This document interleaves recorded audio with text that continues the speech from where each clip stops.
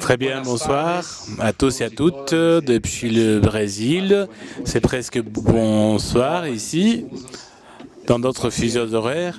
C'est un grand plaisir d'être ici avec vous, participer à ce forum, un événement très important, notamment dans ce moment, le moment que nous vivons, d'une crise sociale, pandémique, économique, des paradigmes et les conséquences sociales, économiques sont dévastatrices dans le contexte de la société, de la vie, de l'emploi. Je suis Leandro Moraes, professeur, rechercheur de l'Université de l'État de São Paulo et j'ai l'honneur d'être le modérateur de votre table.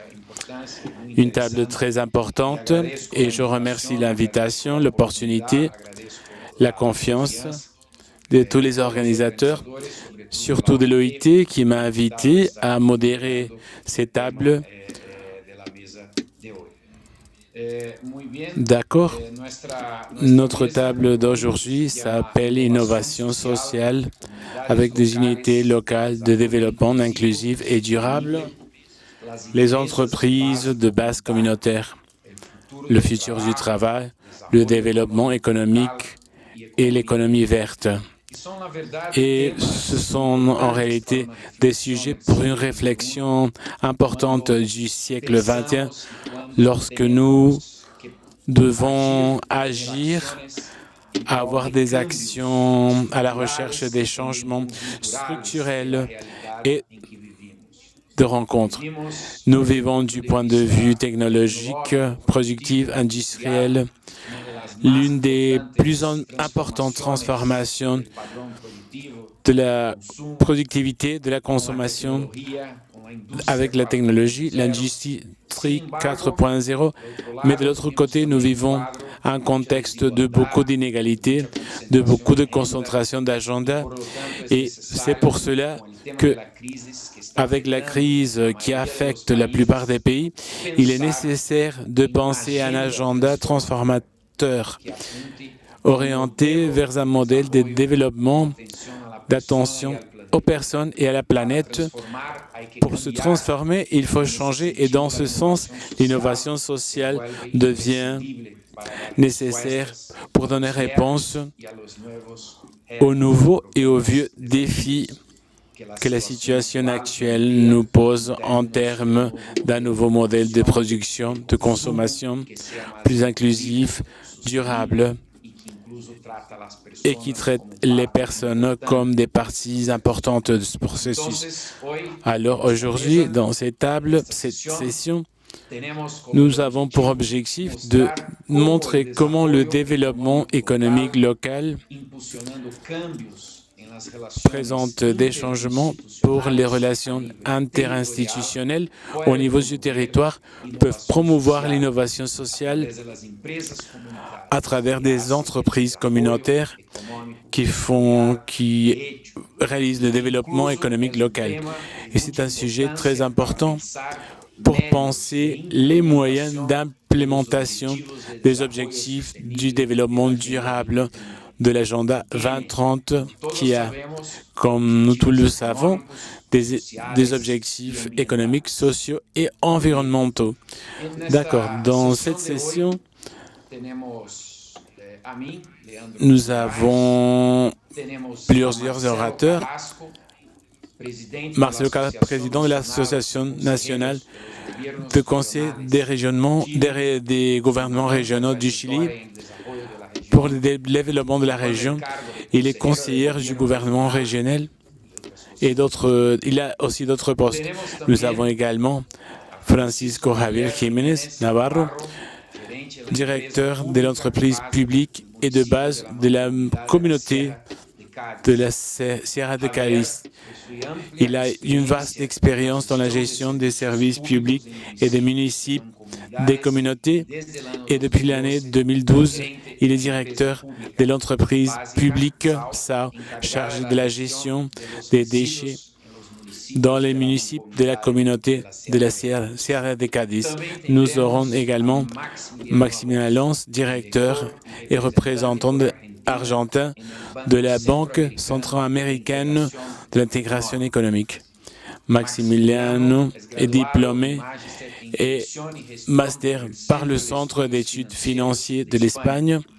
Il a fait un master dans l'Université libre de Bruxelles et postérieurement, il a fait un doctorat en économie.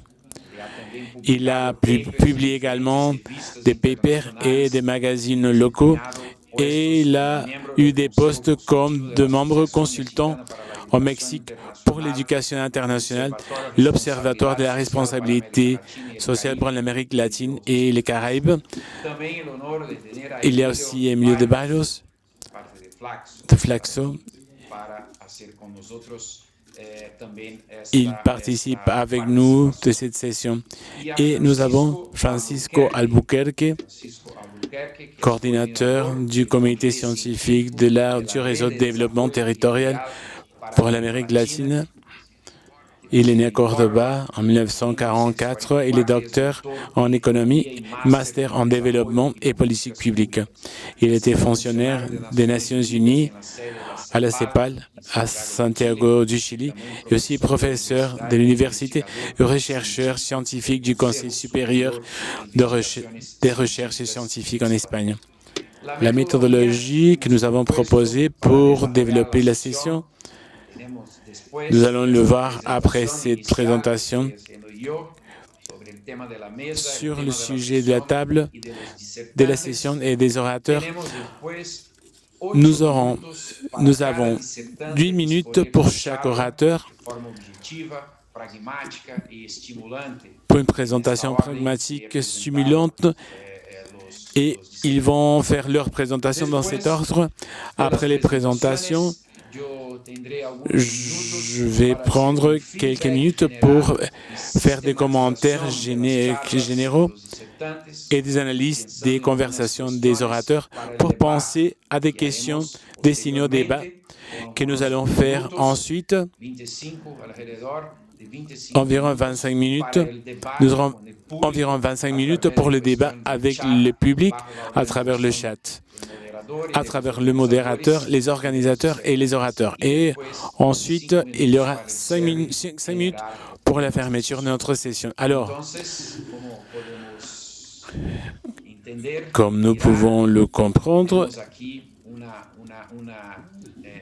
nous avons une opportunité importante pour traiter les sujets présentés et réfléchir collectivement en tirant avantage de ce forum. Pendant ce moment très pertinent, très important, alors je voudrais donner la parole au premier orateur, Marcelo Carrasco.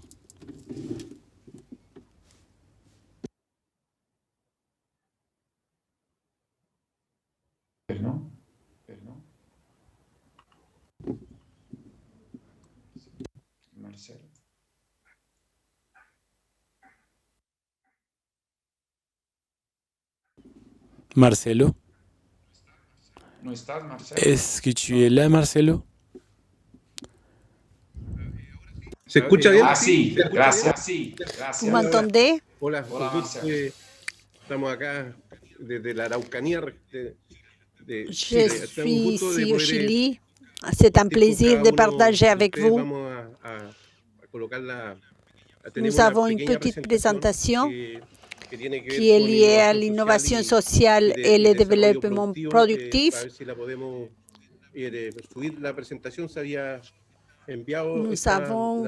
Nous l'avons envoyée.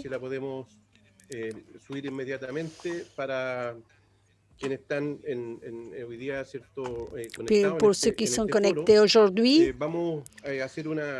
nous allons faire un sujet général qui est lié à l'innovation sociale. D'abord, engendrer un contexte qui est lié à notre ethnie et à la migration de notre pays.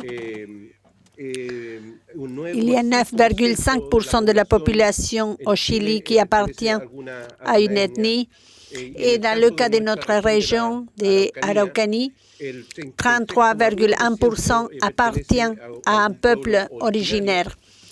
Les migrants de notre région, c'est de 0,9% et au niveau pays, 4,4% du total de la population de la région de l'Araucanie.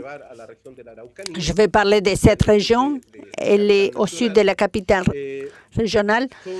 Ses habitants, 99 000. De là, 68%, 1000 personnes n'appartiennent pas à une ethnie dans notre pays. Dans les cas de ceux qui appartiennent à une ethnie, sont 330 000 personnes qui sont les 33,3% de la population totale. Ce sont les groupes qui ont le plus de problèmes, qui ont le plus de besoins. La moyenne des revenus de ceux qui vivent dans le monde rural et ceux qui appartiennent au peuple originaire, la moyenne est de 330 000 pesos chiliens, c'est 87 $ environ. Et ceux qui appartiennent à nos peuples originaires, le revenu est de 179 000 pesos chiliens, c'est 246 $. Si vous vous rendez compte, ils ont des revenus moindres. Sous la moyenne, c'est 300 $ environ la moyenne. D'un autre côté, le niveau de pauvreté qui atteignent nos peuples originaires, qui sont dans une extrême pauvreté, c'est 2,92%. Ceux qui appartiennent au peuple originaire, qui ont une grande pauvreté, c'est 7,91%. Les pauvres, dans les cas d'extrême pauvreté, les non-pauvres, c'est 9,94%, et ceux qui appartiennent au peuple originaire, 18,44% de la population du total. Donc, en résumé, les plus pauvres du pays, au Chili, parmi les plus pauvres, il y a ceux qui appartiennent au peuple originaire.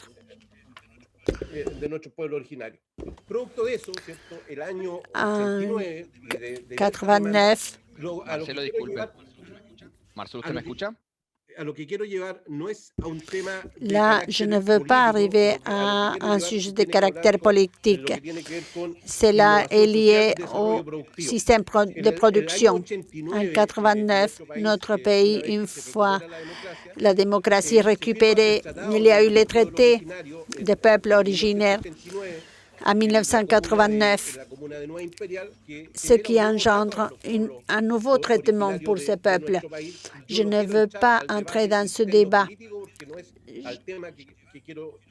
mais c'est dans cette année, il y a eu un accord et on met en marche une loi pour que ces peuples originaires, je ne veux pas parler de cette loi, et à partir de là, il y a la Corporation de développement indigène qui agit en tant qu'agence et qui travaille comme peuple originaire, 9 peuples originaires qui ont une culture, une tradition, qui ont des habitudes ancestrales. Et à partir de cela, il y a une institutionnalité qui est partie comme une corporation et qui est le produit du siècle dernier, des années 90. Une des plus grandes demandes de nos peuples originaires est liée avec l'appartenance à la terre. Le total de la surface, à travers ces accords que l'État a fait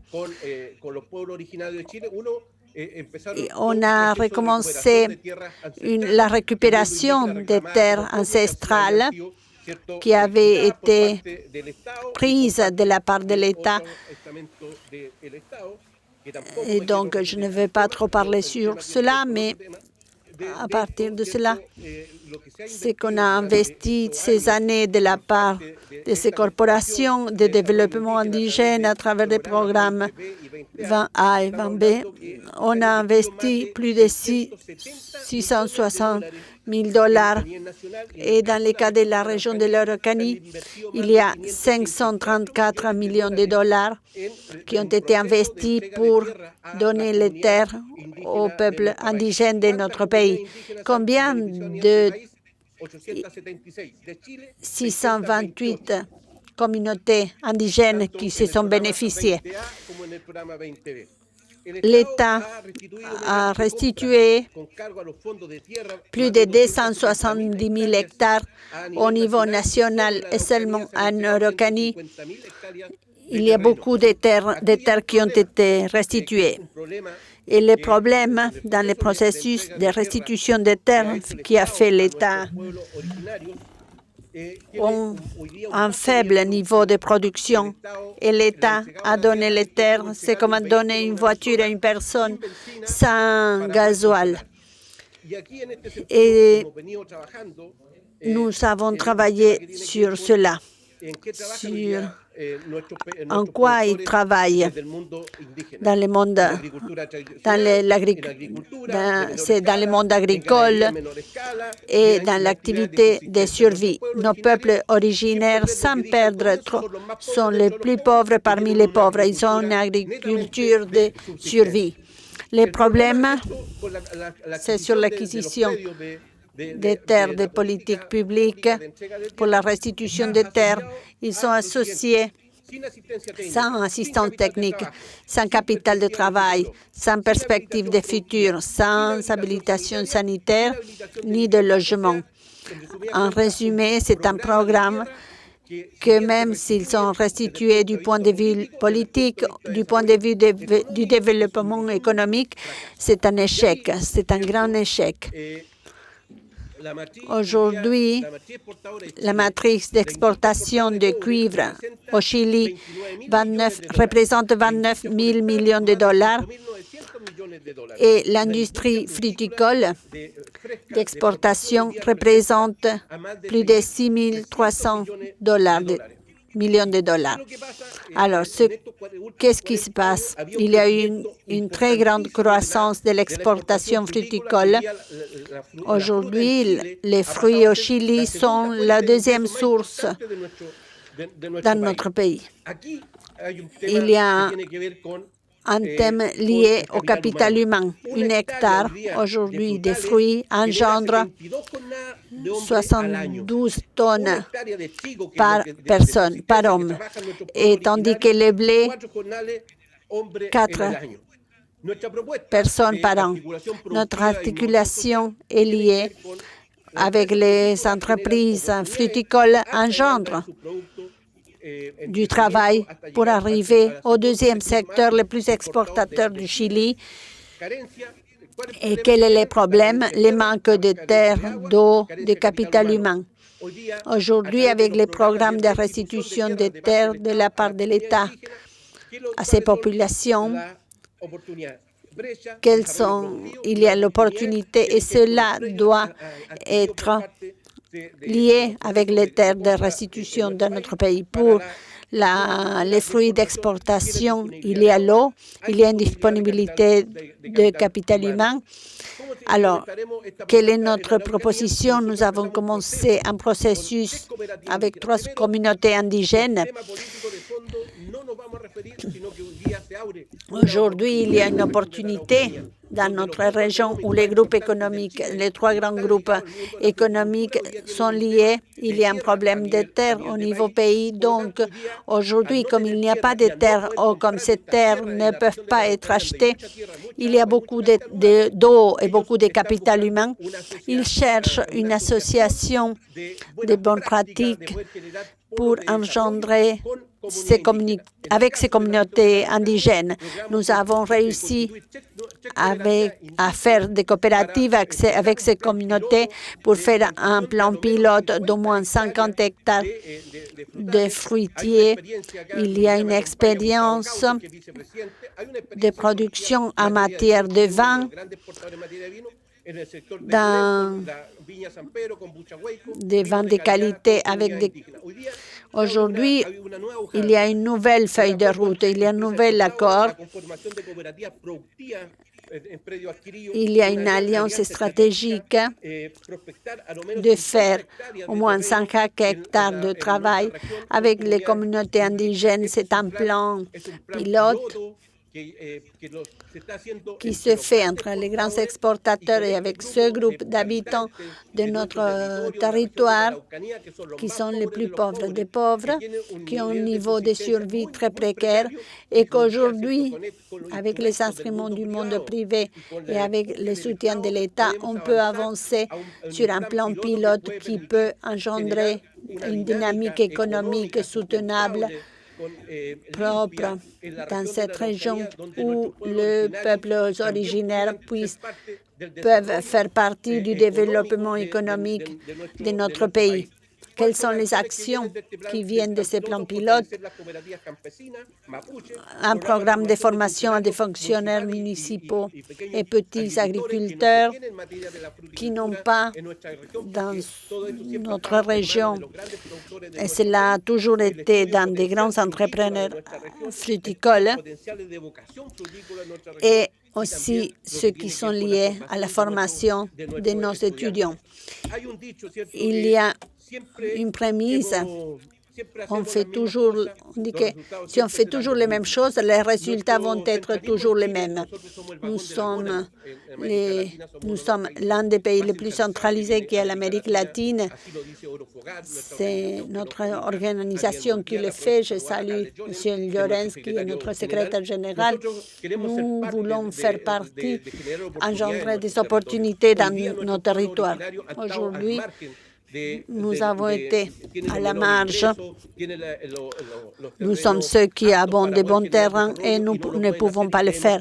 Et à travers cette association de bonne volonté du monde privé, des gouvernements des régions de l'Araucanie, nous pouvons faire des innovations sociales, développement avec les groupes les plus vulnérables de notre pays. Merci beaucoup. Merci de ta présentation, de ton expérience, l'articulation productive dont nous pouvons parler plus tard. Je profite pour demander aux orateurs qu'ils fassent attention au temps pour que nous puissions tous donner du temps à tout le monde et pouvoir parler. Et s'ils peuvent parler plus doucement pour aider les interprétations, merci beaucoup. Merci. Donc, pour continuer, je vais vous appeler Javier Jiménez pour l'écouter. Bienvenue, Javier. Je vais parler de ma présentation.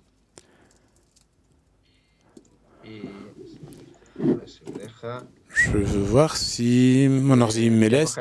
Je vais choisir la présentation enregistrée pour m'ajuster au temps. Autrement, ce sera très compliqué. Bonsoir à tous. Appliquer notre expérience dans la Sierra de Cádiz. La Sierra de Cádiz est merveilleuse avec ses peuples connus par les routes des peuples blancs. Se trouve sur la Sierra de Cádiz. Il était 1992 de l'Olympiade de Barcelone et je commençais à travailler dans une entreprise consacrée au service public et elle nous a chargé de mettre en marche une plante de potabilisation Et c'est vers là que nous sommes allés. Et cette usine n'a jamais marché.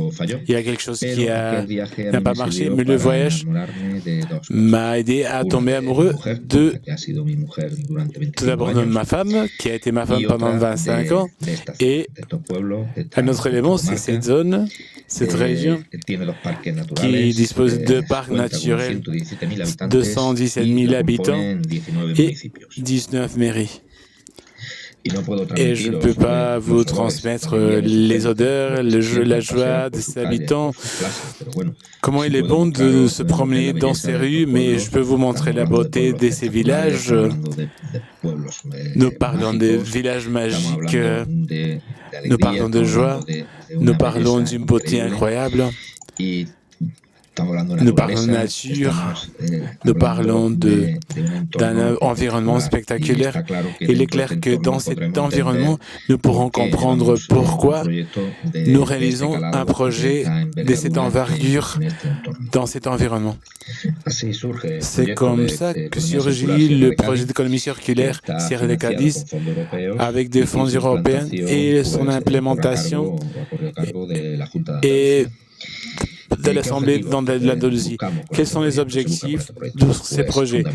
D'accord, tout d'abord, la préservation de notre environnement, le protéger et le développer, augmenter les ressources de la mairie, créer des postes d'emploi verts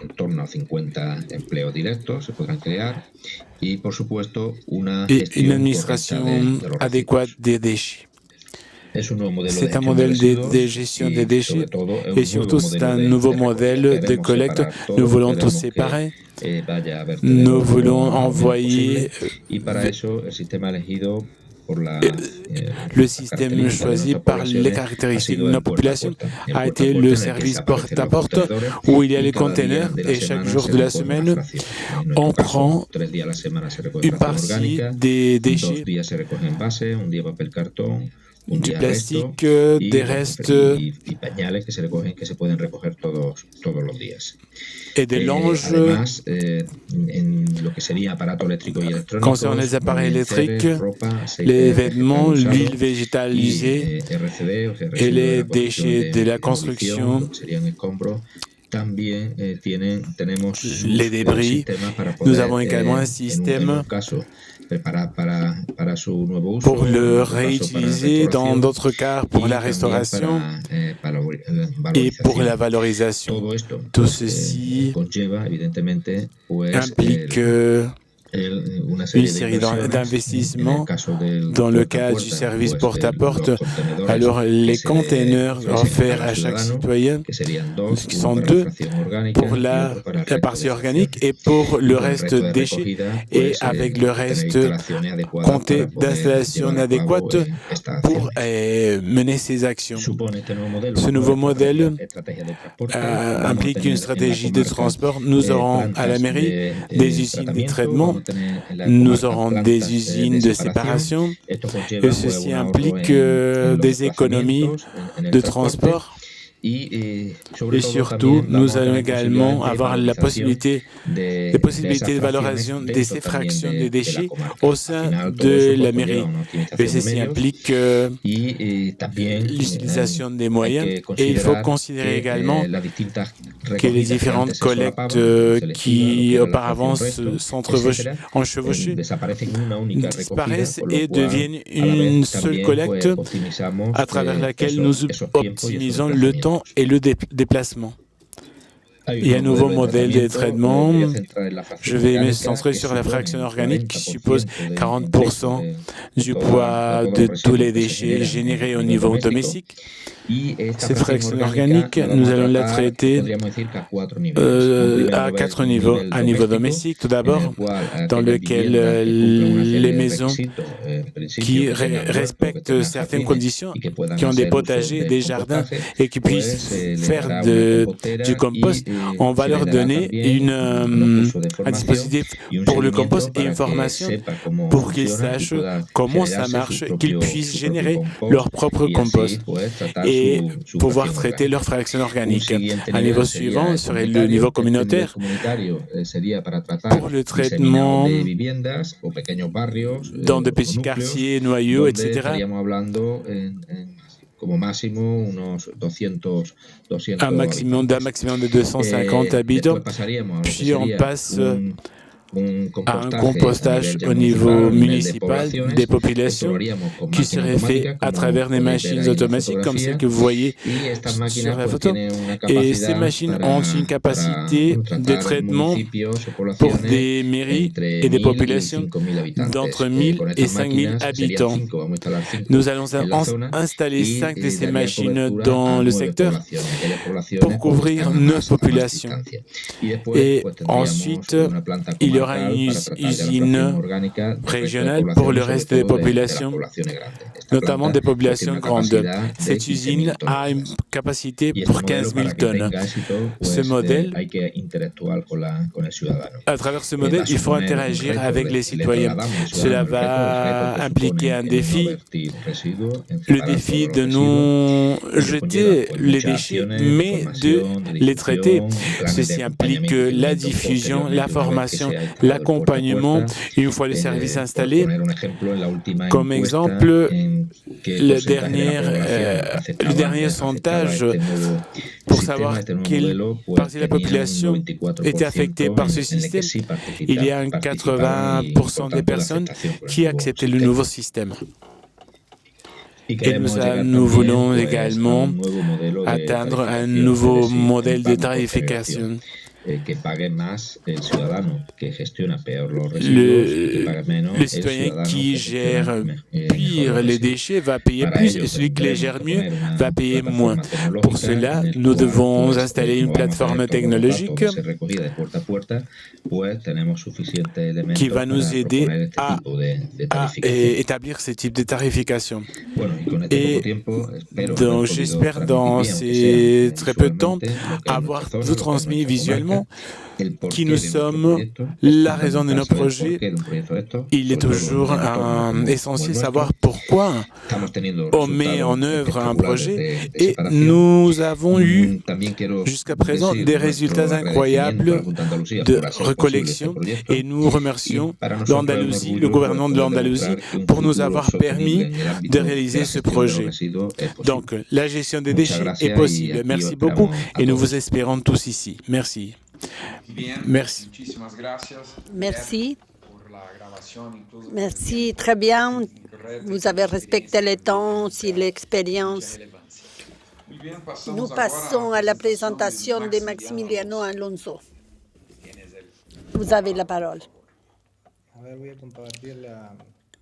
Je vais partager mon écran. Est-ce que vous voyez bien, là? ¿Se ve bien? Oui. Sí. Perfecto. Bueno. Je voulais remercier Jorge et le maire aussi. C'est un plaisir pour moi. Je suis de Cordoba, je suis à Bruxelles. Je travaille depuis quelques années dans le temps de développement économique et de la banque. Ma présentation est liée avec une question macro, mais qui a une incidence. C'est une banque multilatérale, c'est aider ces processus de développement. Et la présentation s'appelle « Les défis de la banque multilatérale pour le nouveau modèle de développement dans le cadre de la nouvelle normalité ».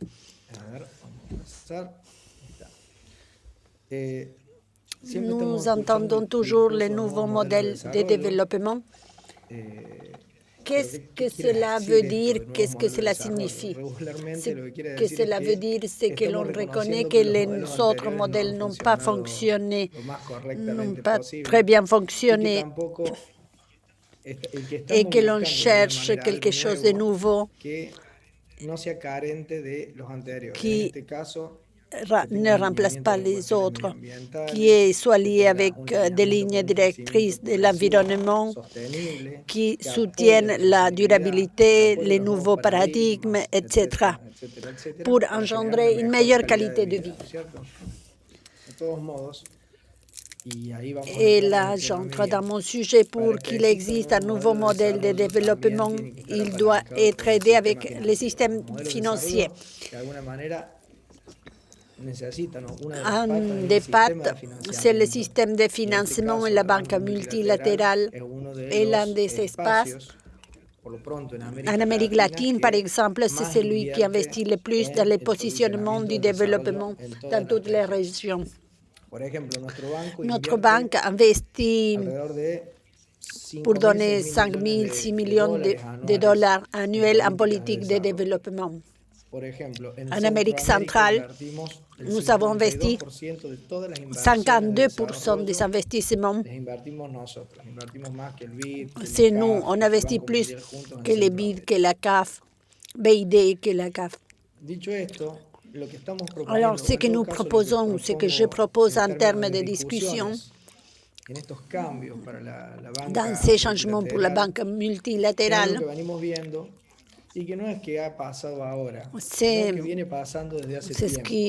ce n'est pas quelque chose qui se passe maintenant, ça se passe depuis longtemps. L'aide, on ne peut pas la faire avec un modèle ancien. Ce que l'on doit, c'est modifier nos formes. Moi, je pose 3 idées centrales. La transformation du réactif au proactif de la banque multilatérale. Le deuxième point, la transformation du lien à la coordination structurée. Et le troisième axe, c'est de la concurrence à un modèle de complémentarité. Dans le premier cas, du réactif au proactif, ce que l'on pose, c'est comment fonctionne la banque multilatérale. Avec des crédits au pays. Les pays demandent des crédits pour telle ou telle chose, et ce que l'on fait, on réagit à une demande nationale, avec des stratégies nationales ou provinciales. Alors, je vais donner un exemple à ce sujet. On réagit. Qu'est-ce qu'on a fait avec cette pandémie? Réagir. Et là, je vais me baser sur ces 3 composants. En Amérique centrale, l'Amérique centrale, c'est la zone qui a le plus d'impact pour le changement climatique dans le monde. Alors, notre banque, qu'est-ce qu'elle fait? L'année dernière, il y a eu 3 ouragans, des orages. Alors, notre banque, les pays demandent des fonds et notre banque met des fonds pour l'infrastructure. Et toutes les années, c'est la même chose. On réagit à des problèmes. Alors, si nous savons que les 10 dernières années, il y a eu ces problèmes, on peut quantifier c'est là combien ça a été investi. On peut faire une projection dans le temps pour économiser et être plus efficace. Le deuxième pas, de la vinculation du lien à la coordination structurée. C'est le même cas. Les banques multilatérales, on se communique entre les banques multilatérales. Je prends le cas de ce qui se passe en Amérique centrale. Il y a les ouragans. On nous appelle pour mettre des fonds, on met les fonds et on se met d'accord pour mettre chacun d'un côté et on est relié avec ces problèmes. Quand il y a des problèmes. Normalement, on se communique de manière structurée. Ce que je pose, c'est que les banques multilatérales doivent faire de même. Si on sait qu'il y a des problèmes structurels dans les régions ou des problèmes qui vont venir systématiquement, il faut faire des domaines de discussion et structurer les politiques, les discussions, non pas à court terme, mais les projeter dans des scénarios qui vont suivre. Et la troisième ligne de la concurrence à un modèle de complémentarité, si l'on prend les mêmes exemples, c'est le même problème.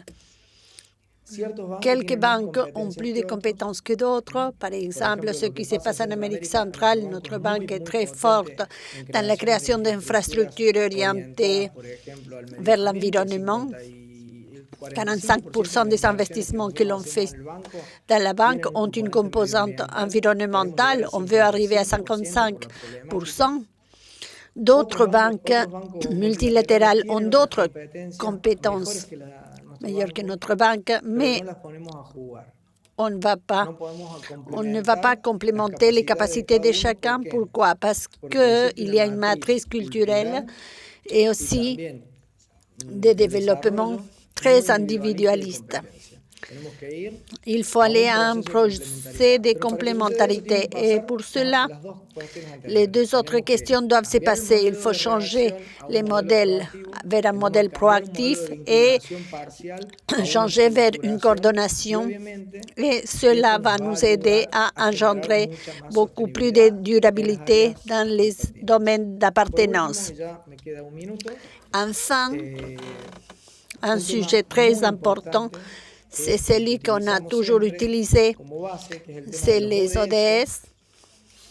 Mais moi, je pose une révision aux ODS, non pas parce qu'ils sont mal posés, mais parce qu'il faut engendrer un agenda possible et faisable dans les conditions actuelles. La pandémie est arrivée, elle a engendré beaucoup de changements. Les ODS pré-pandémiques, on n'allait pas les compléter pour 2030. On est dans un moment de visibilité et non pas de mise en place. Il y a eu la position politique de les signer, mais il n'y a pas eu d'investissement. Il faut investir. Et c'est un problème que l'on a en politique publique. Il faut résoudre tout ça. Je pense ponctuellement qu'il faut donner la priorité à des sujets stratégiques et les amener pour les 10 prochaines années. Les sujets, c'est la pauvreté extrême et l'assurance alimentaire. C'est un problème très grave dans la région. L'accès aux problèmes sanitaires par rapport à la pandémie, il faut multiplier par 5 ce que l'on investit dans les systèmes sanitaires, l'accès à l'eau, au logement, à l'habitat. Il y a des millions de personnes sans logement ou sans un logement digne, l'emploi, la reconversion des secteurs productifs et des nouveaux secteurs. L'OIT a des études très intéressantes à ce sujet.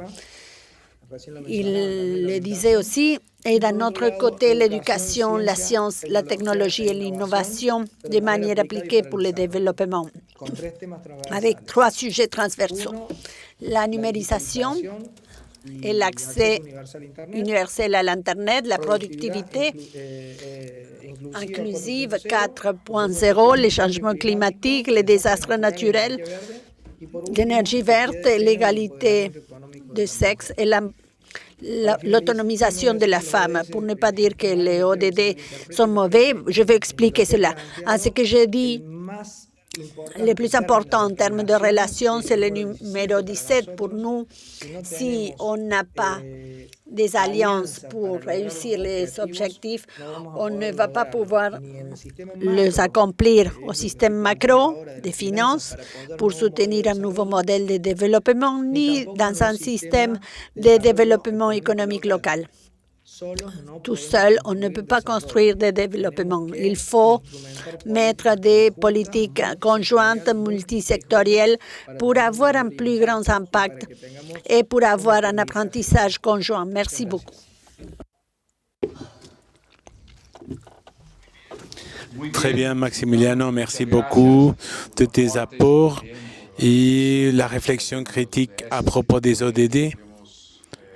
nous devons les repenser. Maintenant, je donne la parole à Emilio de Barrios. Merci. Je vais partager.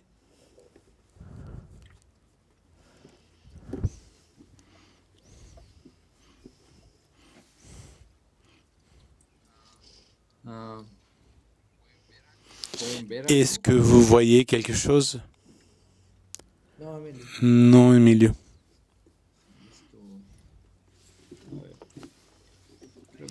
Ça y est? Oui, ça y est. D'accord. Donc, merci de l'invitation, bien sûr. Nous parlons depuis Flaxo, Costa Rica, mais depuis ma petite entreprise qui s'appelle Pimscope. Le but un peu de cette présentation est de vous montrer un modèle basé sur ce qui se passait pendant la pandémie et ce que nous pouvons faire pour renforcer le développement. La présentation s'appelle « Innovation depuis la base, technologie, économie et territoire ». Commençons par les bases. Comment sommes-nous parvenus à la situation de la COVID-19? En premier lieu, je crois que tout le monde ne s'en souvient pas, mais l'économie mondiale était traversée déjà un processus de désaccélération. Le commerce mondial marquait l'un de ses points les plus bas. Et depuis quelques pays, y inclut les États-Unis et le Royaume-Uni, ils avaient un discours défavorable vis-à-vis de la globalisation. Donc ça, c'est clairement visible dans le graphique où nous pouvons observer une tendance décroissance du PIB mondial, surtout à partir de l'année 2011. Mais nous voyons également que la vigueur du commerce international commence à s'affaiblir également. Et cela indique quelque chose. Je veux que nous continuions à faire une révision. Qu'est-ce que nous avons fait une fois que la COVID s'est installée dans le monde? Bon, les réponses évidentes ont commencé dans les pays les plus développés, qui ont été les pays les premiers affectés. Les restrictions à la mobilité, qui ont eu un impact direct sur l'activité économique, c'est traduit par la perte de l'emploi, le chômage, la chute des revenus. Mais il y a aussi des choses intéressantes qui sont passées. Nous avons changé nos routines, nous avons changé nos activités. Dans certains cas, nous sommes restés beaucoup plus à la maison. Nous sommes devenus plus... Nous avons fait plusieurs sondages. Celle-ci est l'une des premières que nous avons faites pour demander quels ont été les changements les plus importants associés au travail. Et je crois que ce n'est pas une surprise, mais malgré si dans tout le monde on dit qu'on a économisé beaucoup de temps, qu'on perdait dans le transport vers et de retour du travail, et les gens travaillent plus. Mais étonnamment, ou ne pas très étonnamment, les gens mangent plus. Ils sont plus stressés. Un autre groupe plus important agit qu'il collabore plus dans le foyer. Il fait une partie plus active. Il y a des gens qui font plus du sport. Il y a des gens qui font moins de sport. Il y a un groupe des plus jeunes gens qui a utilisé ce temps pour étudier. Il y a des gens qui ont dit qu'ils travaillent moins, qu'ils mangent moins, qu'ils étudient moins. Mais ce qui est important sont les données il y a beaucoup de tension, beaucoup de stress, mais plus de solidarité, plus de travail. Quelles ont été les leçons pendant la pandémie? La première, et je crois qu'elle est la plus importante, c'est que les gens qui maintiennent l'économie, ils ne sont pas les professionnels, ne sont pas les personnes liées à la haute technologie ou les scientifiques. Ce sont les personnes qui travaillent dans les supermarchés, les messageries, les conducteurs du transport public, des ambulances, des collectes des déchets. Ils ont aidé à la survie de l'économie. Et donc, pour nous, il est important de les signaler, mais de les valoriser surtout. Un autre aspect très important, c'est le changement climatique. Et comme vous le savez, le télétravail est arrivé dans plusieurs pays pour rester. Dans le cas particulier du Costa Rica, nous avons commencé l'année 2020 avec moins de 19 000 personnes à faire du télétravail. Et aujourd'hui, il y a plus de 300 000 personnes qui font le télétravail. Donc, il y a eu un saut très important qui peut être la base de quelque chose de plus important. Là, vous pouvez voir la connexion à l'Internet des différents pays. Et la moyenne en Amérique latine est de 60%. Bien évidemment, nous parlons des zones plus urbaines, plus développées. Ceci ne se passe pas dans les zones les plus marginalisées. Mais nous avons une variété très importante. Et en général, il y a eu une croissance significative de la pénétration de l'Internet, en particulier à travers les lignes mobiles, les téléphones, les tablettes. Et ceci, il faut le prendre en compte parce que c'est une grande opportunité de développement. Pourquoi? Parce que le télétravail a augmenté et il a augmenté exponentiellement dans les espaces où il est possible de faire du télétravail. Le grand avantage du télétravail, c'est qui a été signalé aujourd'hui, qu'on peut travailler depuis n'importe où et depuis n'importe quel territoire. Ceci a généré et génère encore, et nous souhaitons que ça continue à générer un marché de travail de personnes avec des connaissances, de l'expérience et de bons revenus, et qui peuvent se mobiliser vers des territoires où il existe une connectivité et rester sur ces territoires. Cela va générer beaucoup plus de revenus, des revenus qui vont entrer dans le territoire. Cela va générer de l'activité économique. Et l'activité économique attire plus d'activités économiques. Mais pour cela, nous devons améliorer la connectivité. Et quelque chose que nous avons toujours signalé, c'est le développement de l'infrastructure devient aujourd'hui important quand nous parlons de l'infrastructure numérique. Si nous pouvons obtenir une plus grande pénétration de la numérisation, non seulement dans les zones urbaines, mais dans les zones semi-urbaines, périurbaines, cela nous donne une grande opportunité d'attirer du talent vers les territoires, mais en même temps d'améliorer la qualité de l'éducation virtuelle, qui a été un grand pari de beaucoup de pays, mais qui n'a pas marché dans beaucoup de cas, dû au manque de connectivité. Donc ici, il y a beaucoup de choses qui se connectent. Et un autre point, je crois que c'est les points les plus critiques, c'est promouvoir ce que Georgescu a appelé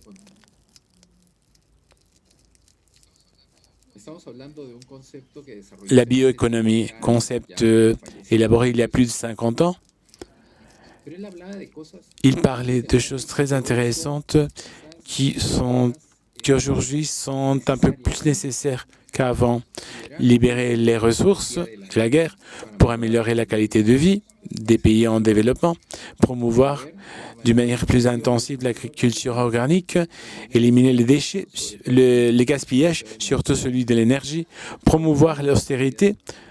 Cela signifie arrêter de produire en excès et faire que les biens durent plus. Il l'a écrit en 1975. Et aujourd'hui, cela est peut-être plus clair que jamais. Qu'est-ce que la bioéconomie? C'est un graphique de la CEPAL, d'un travail excellent, appelé Bioéconomie en Amérique latine et aux Caraïbes, qui nous indique trois choses. Utiliser les connaissances biologiques, utiliser les relations de la nature et les appliquer à la technologie.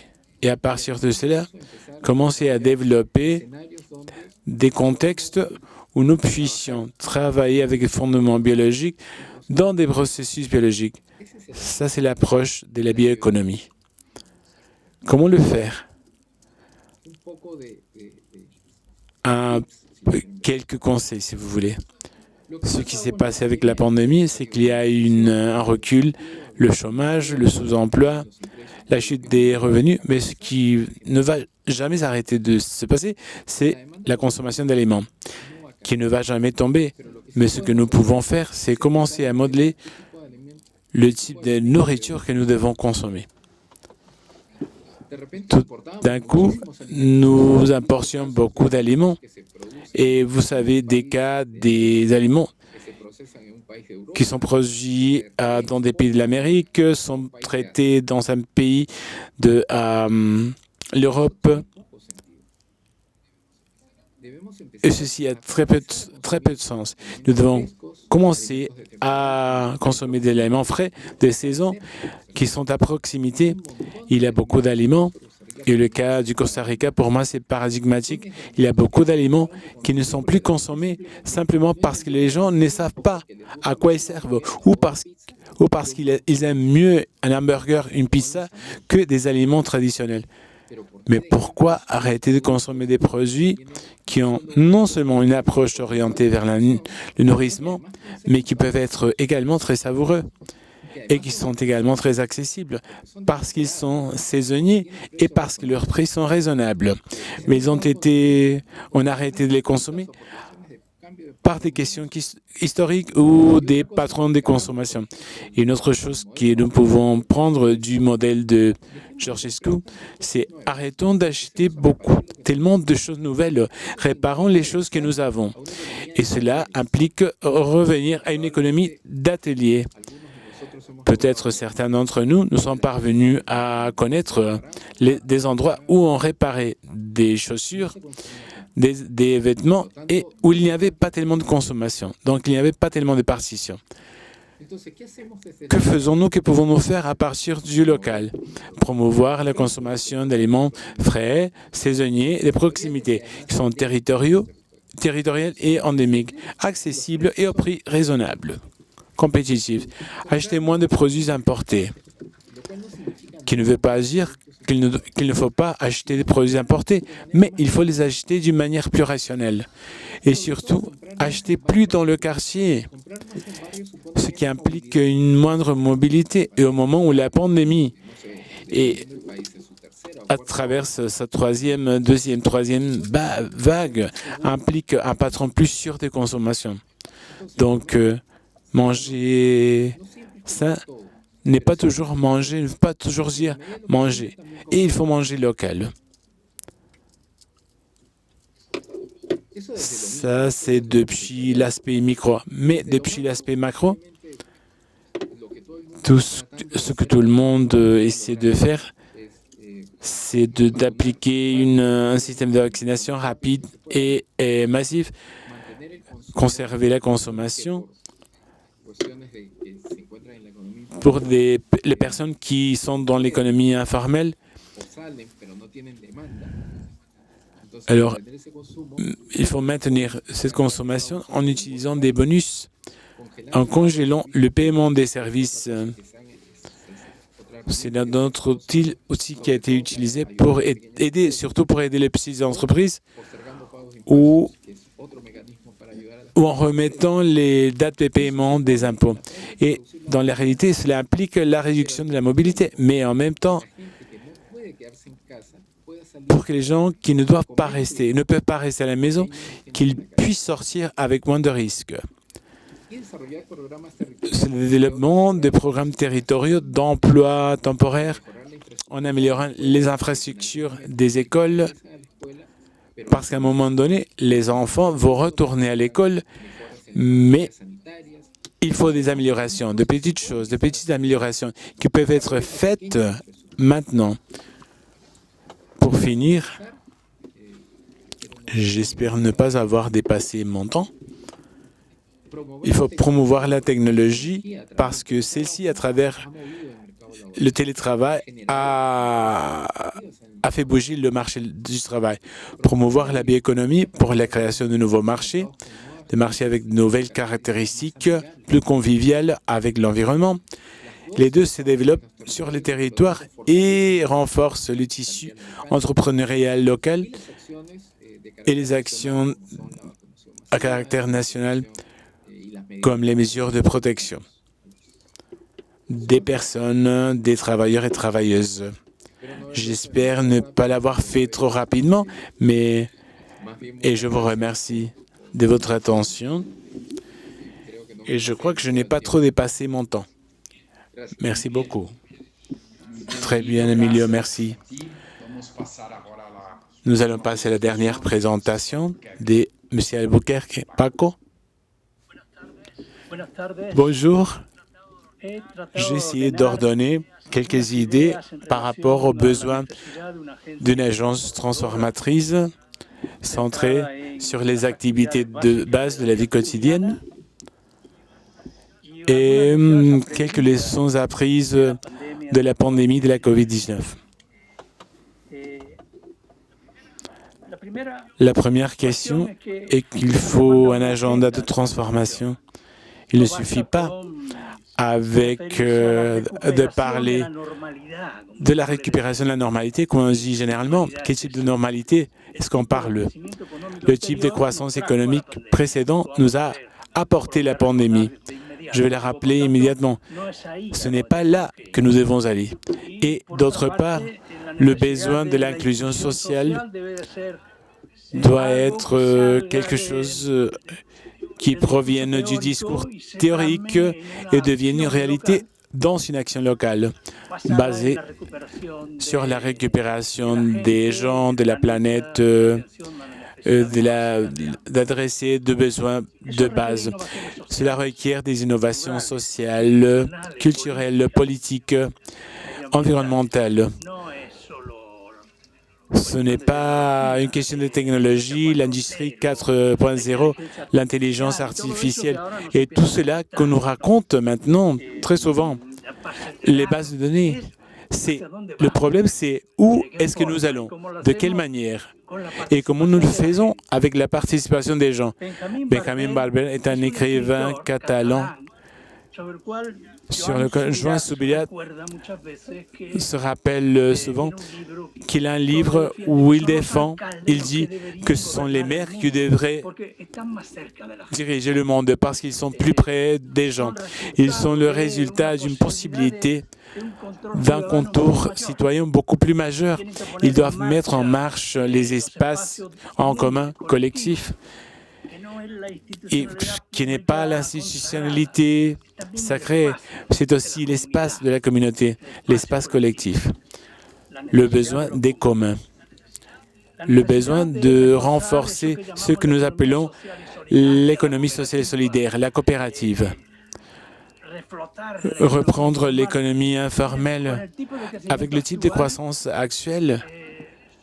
Avec plus de cela, nous avons encore plus d'inégalités encore. Ce sont des leçons de l'histoire, si nous voulons le dire.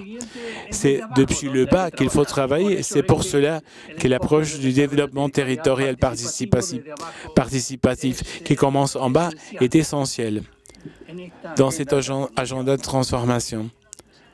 À l'Université de Manchester, il y a quelques années, un groupe de chercheurs ont repris le concept d'activités essentielles ou fondationnelles de l'économie, y compris les services de la vie quotidienne, les infrastructures liées à ceci. Ce qui, normalement, on a un pourcentage de participation entre 60 et 70% par rapport à l'approvisionnement d'énergie d'air propre, l'accès au logement, la protection des biens et des services écosystémiques, la protection de la biodiversité, l'approvisionnement en énergie, les systèmes de santé, l'éducation, la nourriture, une banque publique de proximité, la sécurité citoyenne, le transport, la mobilité, les télécommunications et pourquoi pas dignifier et payer le travail invisible de la femme et les soins dans les foyers.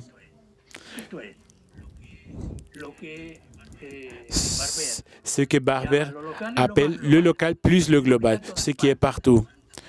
C'est la demande fondamentale, essentielle, vers laquelle les systèmes actuels, qui supposément on veut récupérer à travers un appel à la normalité antérieure, à laquelle ne répond pas, ne résout ni la faim, ni la pauvreté, et nous continuons avec les discours. En 2020, on reparle de la territorialisation des cultures, mais non pas pour tirer des indicateurs après, mais pour faire une action citoyenne locale depuis les territoires en défense d'un agenda basé sur ces buts et sur ce que j'appelle, avec les personnes de Manchester, les activités fondamentales. Parfois, on dit de manière exagérée, « Ah, cette pandémie sans précédent, arrête, arrête !»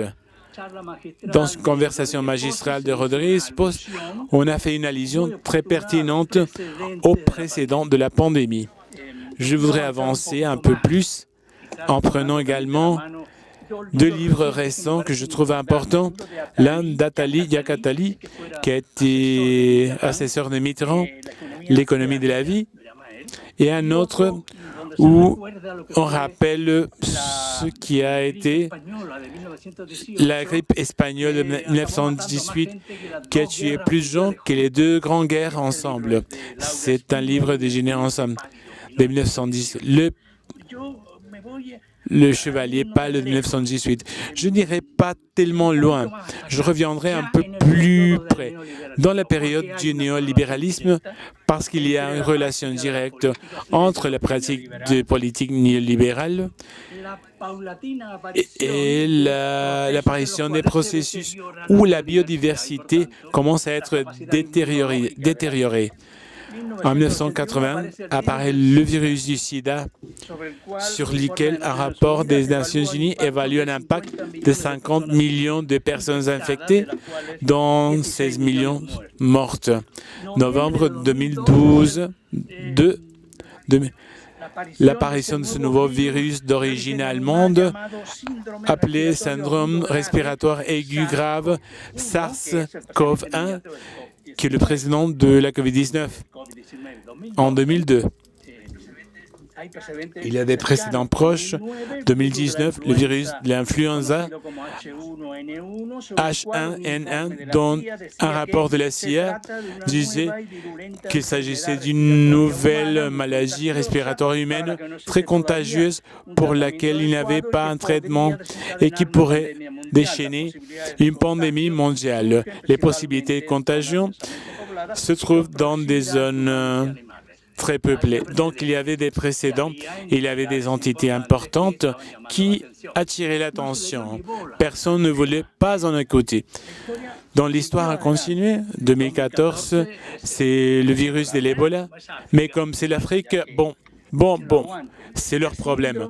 Le syndrome respiratoire du Moyen-Orient en Asie, 2015. Oui, il y avait des précédents.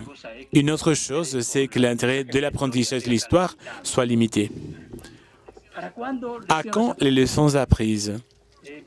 Je lis ces précédents en politique néolibérale parce que le démantèlement des systèmes de santé et d'éducation publique, la privatisation, la marchandisation de nouvelles sphères ont un coupable clair. Seulement les politiques néolibérales. Donc, la résistance à la reprise de ces politiques doit être brutale, taxative. Ça, c'est le principal vaccin, et non pas le vaccin sanitaire. Parce que ce qu'il faut changer, c'est le système. Le système inclut ce changement de paradigme. L'avancée de la globalisation économique, financière, loue les chaînes globales de la valeur et laisse de côté les besoins de la souveraineté des économies locales. Attention, nous n'allons maintenant mythifier de nouveau les exportations comme si c'était les finalités économiques, qui est obtenir des circuits plus courts économiques, des proximités qui permettent une dignification des collectivités locales. Le peu d'attention prêtée à la biodiversité à sa perte ou les services prêtés par les services écosystèmes. Quelque chose qui l'économie conventionnelle considère comme des biens libres, donc il ne fallait pas y faire attention. Il y a encore des facultés qui travaillent de cette manière, avec cette misère virtuelle. La capacité immunitaire de la biodiversité. Et à mesure que ces biens et services écosystémiques ne sont pas adressés de manière adéquate, le changement climatique et réduire le fin de la tuyauterie, qu'il n'y ait pas beaucoup d'émissions. Non seulement la fin de la tuyauterie, il faut travailler à la base en changeant le modèle énergétique et le faire comme nous avons vu ces dernières années, qu'il existait la possibilité que l'industrie des automoteurs change le système. Ils ne l'ont pas fait. Donc, cela est lié non seulement à un État qui parle des pertes en général, non, qui conduit en quelque sorte le besoin de récupérer un peu les enseignements des rationalités. Il faut comprendre qu'ici, il n'y a pas que le public et le privé. Il y a les espaces communs. Donc, c'est pour cela l'allusion à l'économique sociale et solidaire, la récupération de l'économie informelle au secteur des communs, à l'espace collectif qui peut être conduit par des activités, par des autorités locales, avec l'approche du développement territorial. Le secteur des communs n'est ni commun ni privé. Il est cependant un espace collectif qui continue à résister. Cependant, toutes les mesures face aux pandémies ont la difficulté qu'elles ont d'habitude une évolution centralitaire de l'État, du gouvernement de l'État. Donc, arrêtons tout cela. Et il faut de l'action citoyenne à partir des mairies, une action militante depuis les territoires pour la récupération de l'agenda de transformation. Parce que le reste, comme nous pouvons le voir, va vers ce que l'on appelle une récupération de la normalité, entre guillemets. Ce n'est pas l'intelligence artificielle, une intelligence collective, solidaire, qui peut nous tirer de cette situation. Ça, c'est le vrai vaccin, et non pas le vaccin sanitaire. De même, il faut reconnaître et expliquer et souligner que les investissements en santé, une partie des fondamentaux, sont des investissements à futur et non pas des dépenses publiques qu'il faut découper. Et s'il faut découper des dépenses publiques, il pourrait faire des découpages dans les dépenses militaires ou des activités de spéculation du système financier. Donc, c'est-à-dire, nous avons besoin d'une action politique, institutionnelle. Parfois, la durabilité a trois pattes, économique, sociale et environnementale. Non. Quelqu'un qui a travaillé sur le terrain sait qu'il y a une patte surtout institutionnelle, une partie politique. Et cela veut dire qu'il faut transformer les prononcements de type théorique en des actions locales, citoyennes, avec un agenda de transformation centré sur les emplois verts, les activités fondamentales, et traite d'arrêter que les intérêts des marchés décident sur les questions de tous les jours, qui ne sont pas précisément très cohérents avec la durabilité environnementale, sociale, économique et institutionnelle. Merci beaucoup. Francisco, nous avons entendu cinq présentations très intéressantes avec des expériences pratiques et avec des éléments pour la réflexion. Marcelo nous a dit de son expérience importante au Chili sur les peuples originaires, l'agriculture à moindre échelle et le besoin d'assistance technique et d'infrastructures, le capital, travail, eau, en termes d'élaboration de la production productive et avec la mise en place très intéressant pour le dialogue, les études, le soutien financier, l'assistance technique et la formation. Après, Xavier nous a parlé sur les sujets de l'économie circulaire dans la région de Cadix. C'est une expérience très intéressante sur une très belle région et dans des sujets très importants de la vie actuelle, qui est la bonne gestion des déchets à partir de nouvelles stratégies de transport, traitement et tarification. C'est un dialogue qui traite des régions sociales, économiques, environnementales, culturelles, avec l'emploi vert. Ensuite, Maximiliano nous a parlé des défis pour les nouveaux modèles de développement et du nouveau cadre du financement, du nouveau système de financement. On sait que ce sujet est très important pour la naissance et pour le renforcement des expériences réelles et pratiques, comme on essaie de travailler aujourd'hui.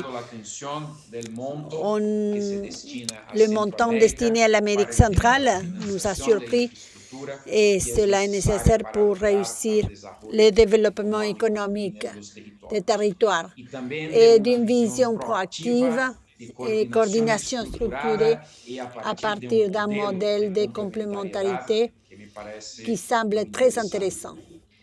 Et nous a mis une question très importante qui est la question des ODD et la difficulté de la mise en place, surtout après la pandémie, surtout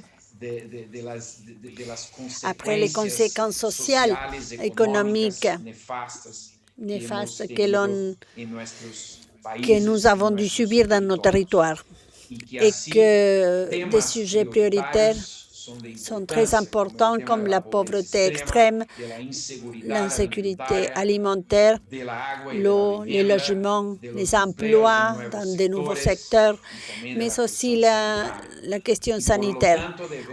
Il faut donc regarder vers la numérisation, la productivité inclusive, la question du sexe, l'autonomisation, etc.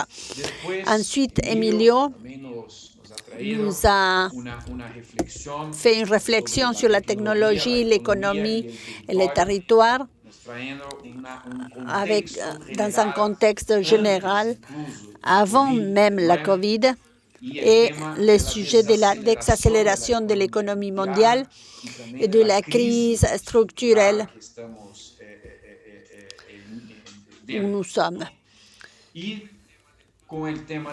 Et avec le sujet de la pandémie, le besoin d'améliorer la connectivité des territoires et améliorer l'infrastructure de l'éducation et promouvoir la bioéconomie, et aussi dans ce sujet, dans des secteurs importants comme le secteur de l'alimentation et le développement de la petite infrastructure et de la technologie. Ensuite, Francisco nous a parlé du besoin d'un agenda de transformation de fait, non seulement en termes théoriques, mais aussi en termes pratiques de réalisation. Et donc, il faut que l'inclusion sociale sorte de la théorie et devienne une action à partir de l'innovation sociale. C'est intéressant aussi, dans un forum comme celui-ci, de parler du rôle des maires des gouvernements dans le monde, parce qu'ils sont dans un territoire. Et de là, il est très important l'approche territoriale depuis du bas vers le haut, et car c'est là que sont les personnes et d'où naissent les demandes. Et pour faire une connexion aussi avec l'agenda 2030, le besoin de territorialiser les actions à partir du renforcement des écosystèmes et d'une action politique institutionnelle qui soit plus forte et plus nécessaire. Alors, nous voyons ici des expériences et des éléments très intéressants aussi pour répondre par une question d'Anita Morin. Il y a des inspirations réelles pour penser la coopération triangulaire. Dans ce cas, nous avons des expériences depuis le Chili, de l'Espagne. Et nous savons que dans notre région, il y a des expériences importantes pour penser la coopération triangulaire. J'avais préparé une exposition de présentation un peu plus grande, mais comme on a des questions, je vais passer donc aux questions et essayer de les mettre pour réfléchir de manière collective.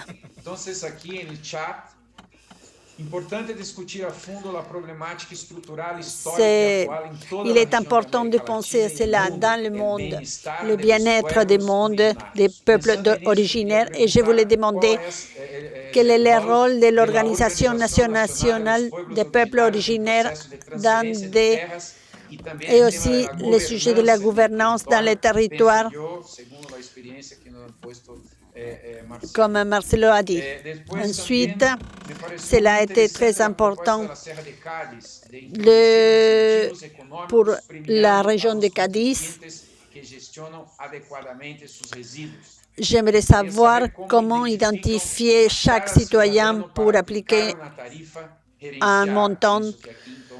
Là, c'est pour Xavier. Ensuite, pour Maximiliano, quel serait le rôle de la banque et des autres banques pour renforcer des initiatives territoriales de l'économie sociale et solidaire, innovante, inclusive et qui engendrent les paysages d'écosystèmes. Et Anita, j'avais aussi travaillé la question de la coopération sur avec ses impacts. Et là, on a beaucoup d'éléments et ensuite, on peut les penser. Et la dernière, pour ce bloc, il y a d'autres directionnés qui sont pour tout le monde. Celui qui peut contribuer en pensant comment relier l'innovation dans l'économie sociale de développement inclusif avec l'innovation générative des pays, écosystèmes et économie verte. Très bien, je pense que nous pouvons répondre, si vous voulez, dans l'ordre des orateurs. S'il y a des questions ponctuelles, d'autres qui sont à développer ou à réfléchir. Si vous me permettez, je suis Marcelo. Tout d'abord, sur la consultation, le sujet posé ne résout pas la dette historique envers les peuples historiques au Chili. La dette de l'État et dont la demande devient de plus en plus aiguë dans notre pays. L'État chilien a une dette historique avec nos peuples originaires au moins au titre personnel, je suis à faveur de la reconnaissance institutionnelle de nos peuples originaires. Ils étaient avant l'installation de l'État chilien, donc il doit être reconnu qu'ils ont une langue, des traditions, une culture, des autorités que l'État chilien devrait reconnaître. Face à la consultation, la Corporation de développement indigène est une agence de l'État et n'est pas une organisation des peuples originaires. Ce que cette corporation a fait à travers le traité non impérial a généré l'une des plus grandes demandes de nos peuples originaires, à part les thèmes politiques liés à la possession des terres. Ils sentent que leurs terres ont été volées de la part de l'État et c'est ce que la loi indigène au Chili dit. Il y a eu un processus graduel de restitution. Dans le cas de notre région de l'Arco, il y a plus de 19 338 à qui on leur a donné leurs terres à travers le programme 20A-20B de développement indigène représenté par l'État, qui a des conseillers qui représentent les peuples originaires, mais la plupart représentent l'État chilien, et dont l'investissement a été seulement à 725 millions de dollars. Le problème de fond est lié peut être représenté comme, oui, comme quand on dit, on leur a donné l'avion, mais on ne leur a pas donné l'essence. Donc, c'est là que manque l'appui de l'État et du monde privé. Au Chili, il y a un secteur privé au centre de notre pays qui est le 10e revenu de notre pays en tant que développement productif. Aujourd'hui, le Chili est une puissance très importante et c'est ce que nous voulons à travers de ce projet. En travaillant avec la communauté indigène, c'est créer des pôles de développement à travers des coopératives Mapuche avec une autonomie financière, avec le soutien de l'État pour pouvoir développer chaque région où ce programme peut être implémenté. Merci beaucoup. Marcelo, sur le sujet des montants différenciés, comment est-ce qu'on peut faire avec notre système porte à porte? Comme nous avons les connaissances avec les déchets, cela nous permet de savoir et de pouvoir agir sur elles. Nous travaillons sur plusieurs possibilités. Pénaliser s'il y a beaucoup de déchets, ou bonifier s'il y a un recyclage ou une séparation. Et nous avons beaucoup d'options. Nous travaillons sur la pénalisation ou la bonification. Nous avons les éléments et on va voir ce que chaque utilisateur fait avec les résidus. Et en Espagne, il y a des zones qui ont ce type de tarifs, de montants, et nous travaillons sur cela. Et par rapport à l'activité économique, sociale et solidaire, nous avons plusieurs lignes directrices avec les appareils électriques et électroniques pour leur réparation, avec des associations de travailleurs en risque d'exclusion sociale, la restauration de meubles. Nous avons une ligne pour la restauration de meubles et un marché pour ces meubles-là. Et nous avons aussi nous réunissons des vêtements. On crée des postes de travail et c'est pour ces personnes qui sont en risque d'exclusion sociale. Simplement dire que tous les projets globaux va créer dans la région environ 50 postes de travail sans que cela fasse plus cher la récollection des déchets. Et alors, en résumé, si on gère bien les déchets, on fait une ressource à travers les déchets.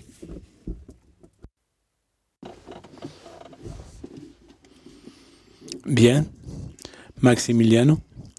Oui, par rapport à la question, d'une manière, ceci est lié à ce que Francisco nous disait tout à l'heure. Le rôle du BESI comme toute autre organisation est lié au mode comment on construit.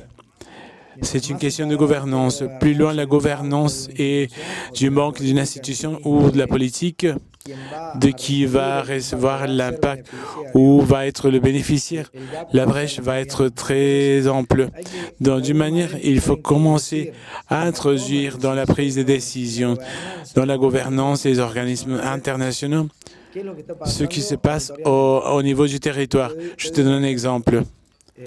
Les banques internationales, les banques de développement qui ne sont pas privées, ont une relation directe avec leurs propriétaires.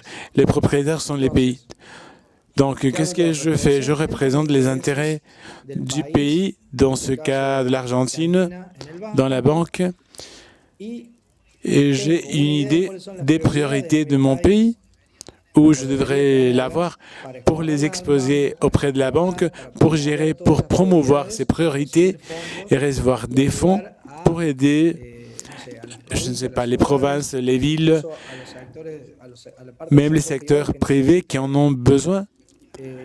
Mais jusqu'à si on n'inclut pas une relation directe de savoir ce qui se passe, qu'il n'y ait pas besoin de quelqu'un qui vienne nous dire, tu sais, je crois qu'il y a un problème. Si on n'inclut pas dans ce cadre, dans le territoire, les organismes internationaux vont être dissociés comme ils le sont depuis 30 ans. C'est un grand problème. Je suis très critique.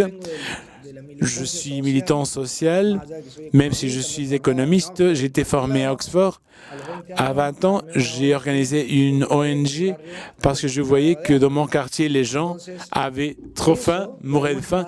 Donc, de cette manière, ça, il faut l'amener aux organismes, transférer aux organismes internationaux. Il faut voir comment nos fonds, quel impact nos fonds ont sur le territoire. Pour un fonctionnaire international, il est très difficile de savoir les impacts des fonds sur un quartier lointain.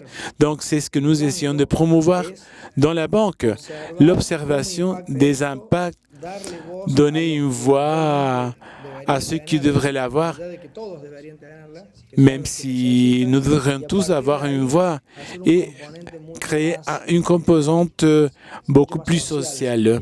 Nos banques sont des banques destinées au développement, mais nous devons commencer à transformer les concepts de développement. Je vous demande de m'excuser, mais le développement, c'est un sujet très complexe. Il a été orienté vers des endroits où il ne devrait pas être allé. C'est pour cela que nous parlons de durabilité, de développement. C'est parce que nous avons généré un désastre. Si nous ne l'avions pas fait, nous parlerions de comment nous sommes merveilleux. Nous ne le sommes pas. Nous avons fait un grand bordel. Nous devons nous demander tout d'abord pourquoi nous parlons de ce que nous parlons et pourquoi nous sommes arrivés ici. Et c'est nous qui l'avons fait. Donc, du point de la banque, ça fait 1 an que je travaille ici. Je te raconte de mon cas. Il y a d'autres directeurs qui font la même chose. Nous parlons avec tous les secteurs de l'Argentine vulnérés, par exemple mon cas, qui ont beaucoup de problèmes pour transférer. Cela depuis la base. Malheureusement, nous traversons une pandémie, mais cela me facilite également la possibilité de parler avec tout le monde. Des personnes qui n'ont jamais parlé avec des preneurs de décisions de millions de dollars. Mais c'est ce que nous devons faire. Nous devons avoir une réalité beaucoup plus proche. Comme disait Francisco, je suis entièrement d'accord avec ce que tu as dit. Je peux le signer maintenant. Nous devons avoir une réalité plus proche. Nous devons avoir une réalité plus articulée. Nous sommes tous désarticulés. C'est l'un des plus grands problèmes. Avec la pandémie et avec d'autres antécédents, c'est que, encore une fois, j'ai mentionné 3 choses. Nous réagissons toujours face aux problèmes. nous ne sommes pas proactifs. Nous nous relationnons et nous ne structurons pas des choses à long terme et nous ne nous complémentons pas. C'est une question que nous devons traiter dans la banque et dans toutes les institutions de gouvernement, d'associations, etc., etc. Sur l'impact, sur ces sujets, ce sont des sujets sur lesquels nous travaillons et des questions que nous finançons déjà en Argentine sont liées à ces thématiques. Donc oui, je vous demande de m'excuser d'avoir pris plus de temps. Très bien, merci beaucoup. Nous n'avons plus de temps, donc Emilio, si vous voulez, vous avez 30 secondes, 1 minute pour fermer et faire une explication rapide, une réflexion rapide. Emilio? Vous avez raison, Maximiliano. Nous avons confondu le développement avec la croissance économique du PIB et des exportations. C'est pourquoi il ne suffit pas de dire on va voir si on peut exporter des fruits pour pouvoir ensuite faire du développement. Qu'est-ce que c'est? C'est une contradiction, il faut mieux le penser. Pourquoi on ne fait que le développement et cela, c'est répondre aux besoins des gens au quotidien. C'est la manière de travailler. La coopération Sud-Sud pourrait devenir une coopération entre des communautés sociales, communautaires, mairies, projets locaux. C'est-à-dire, c'est autre chose, mais c'est ce qu'il faut voir, parce que sinon, on va au même endroit. Certains qui sont vaccinés et d'autres non. Ce modèle est tellement misérable que des gens des pays intermédiaires sont encore en confinement et n'ont pas de vaccin. Ça, c'est la normalité. Maxi a raison. Nous avons le développement, ce n'est pas ça. Il n'y a pas de croissance d'exportation, il n'y a pas une croissance en dignité. C'est la dignité des gens et l'autonomisation des gens pour être ce qu'ils sont, des gens dans un monde vivable. Il faut reconstruire. On est dans une situation très difficile. Il faut entrer avec une question plus critique et plus proactive. Plus de pratiques, plus d'actions locales citoyennes des mairies. Apprendre ses pouvoirs. Et travailler depuis là avec le concret, avec un agenda de transformation basé sur les choses essentielles. Merci.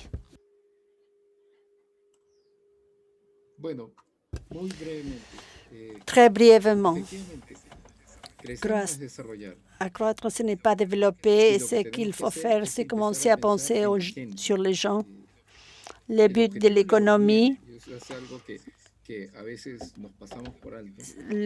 l'économie, c'est améliorer le bien-être des personnes. Et c'est la dernière chose à laquelle on a pensé quand on parle d'économie, on parle des exportations, de la diversification productive. Et ce dont il faut parler, c'est commencer à voir vers l'arrière et voir ce qui se passe dans les territoires et commencer à profiter des opportunités qu'on y trouve. La coopération Sud-Sud commence par diminuer les conditions du commerce. Pour moi, il n'y a pas de sens de produire un bien qui va être reproduit dans un autre pays pour être consommé dans un tiers pays. Cela n'a pas de sens. Il faut commencer par produire et consommer d'une manière plus régionale. Ça ne veut pas dire qu'il n'y ait pas de commerce. Merci. Très bien. Il y a beaucoup plus d'autres questions, réflexions, mais je crois qu'avec les discussions des expositeurs, il y a une idée qu'il faut renforcer les sujets de l'économie sociale et solidaire, la coopération et surtout l'économie qui soit plus liée à la vie, à la justice et à l'équité. Alors, on va finir cette session qui a été un grand plaisir de pouvoir modérer et avec les réflexions des cas pratiques, avec des éléments pour penser, plus d'action et moins de mots, de paroles vides.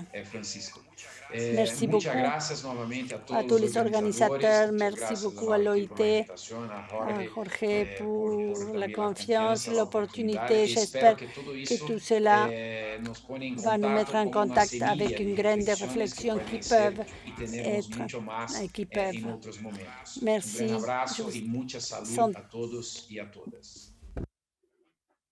Recording stopped.